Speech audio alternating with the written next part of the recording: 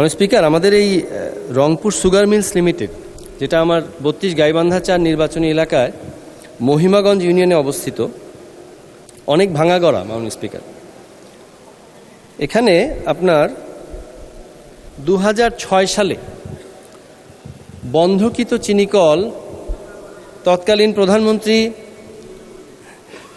প্রধানমন্ত্রী বাংলাদেশের অবিসংবাদিত নেত্রী দেশনেত্রী বেগম খালেদা জিয়া তার বিচক্ষণতা এবং তার দৃঢ় সিদ্ধান্তের বলে গোবিন্দগঞ্জের আপামর জনসাধারণের ভোটে নির্বাচিত হয়ে এই সংসদে আমি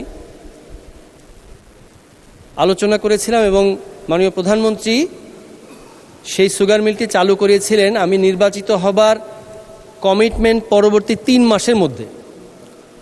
এক সে বরকার এক। মাননীয় স্পিকার, একটু আগে পাশ থেকে একজন কলিগ বললেন যে উর্দু মে বলিয়ে, আসলে এটার আমি রেফারেন্স গতকাল দিয়েছি।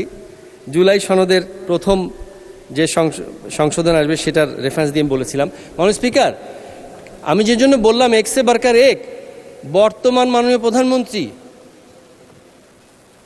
2 মাস এখনো হয়নি, তার মধ্যে এই ব্যাপারে পদক্ষেপ নিচ্ছেন ইনশাল্লাহ। এটা আমাদের গোবিন্দগঞ্জের আপামর জনসাধারণের অত্যন্ত একটা আবেগের জায়গা। মাননীয় স্পিকার, তবে বিষয় হলো, আমি আজকে তারকা চিহ্নিত প্রশ্ন সম্পূরক বলতে গিয়ে আমি যেটা বলেছি যে আমরা বারবার চালু করব আর বিভিন্ন কারণে, অজানা কারণে আবার কোনো এক ফ্যাসিস্ট এসে বন্ধ করবে, এইটা তো হতে দেওয়া যায় না। মাননীয় স্পিকার, এই জন্যই আমাদেরকে এর মধ্যে সম্পৃক্ত করা হোক। মাননীয় স্পিকার, দেখুন এই মিলটি, এই যে বিগত সরকার, এই আমি ফ্যাসিস্ট বলছি না মাননীয় স্পিকার, আমরা সবসময় বিগত বলতে মনে হয় ফ্যাসিস্ট বুঝি।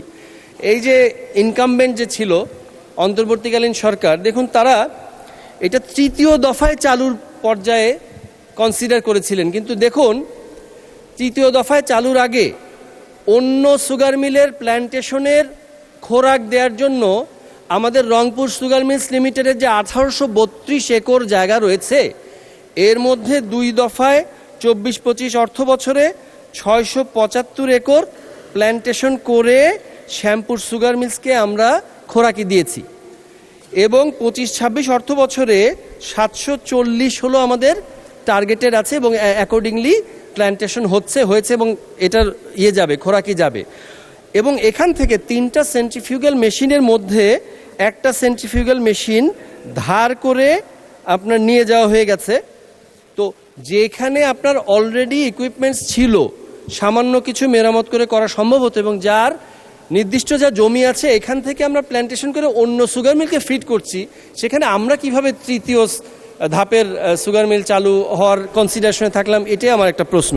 যদিও পাশাপাশি আরও কিছু প্রশ্ন করতে হয়, যে আমরা অবশ্য ফ্যাসিস্টের অনেক প্রশ্নই আমরা করি মাননীয় স্পিকার, কিন্তু আসলে 3 মাসের জায়গায় মোটামুটি প্রায় 1.5 বছর থাকা অবস্থায় আমাদের এই কর্মসংস্থান, এমপ্লয়মেন্ট থেকে শুরু করে আরও অন্যান্য যে সমস্ত জায়গা ছিল, সেই সমস্ত জায়গায় তারা কি অবদান রেখেছেন সেগুলো অবশ্যই এগুলো অন্য বিধিতে আলোচনা করবো ইনশাল্লাহ মাননীয় স্পিকার। তো আমি যেটা বলতে চাচ্ছি মাননীয় স্পিকার, আমাদের এখানে এই সুগার মিলে প্রত্যক্ষভাবে প্রায় 1,500 কর্মসংস্থান, পরোক্ষভাবে প্রায় 7 থেকে 10,000 কর্মসংস্থান সম্ভব মাননীয় স্পিকার।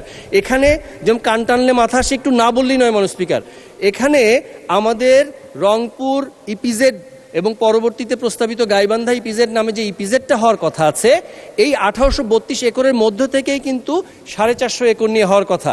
মজার ব্যাপার হলো যে 1832 একর কিন্তু প্ল্যান্টেশন কখনোই পুরোপুরি হয়নি।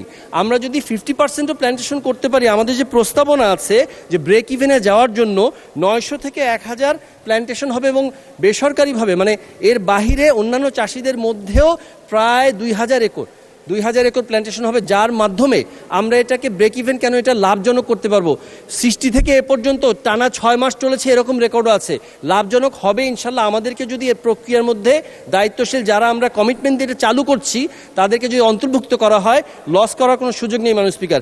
সব দিক বিবেচনায় এই রংপুর সুগার মিলস লিমিটেড শুধু চালনায় অবিলম্বে চালু করার জন্য মাননীয় স্পিকার, আপনার মাধ্যমে আমি মহান সংসদে মাননীয় সংশ্লিষ্ট দপ্তরগুলোকে আমি অনুরোধ জানাচ্ছি মাননীয় স্পিকার, এই আবেগ আবার এই সুগার মিলের চাকা ঘুরবে, কৃষকের চোখে আনন্দ আসবে, আমাদের গোবিন্দগঞ্জ তথা গাইবান্ধা তথা গোটা উত্তরবঙ্গ আবার হেসে উঠবে আপনার মাধ্যমে, এই আশায় ব্যক্ত করছি। ধন্যবাদ মাননীয় স্পিকার।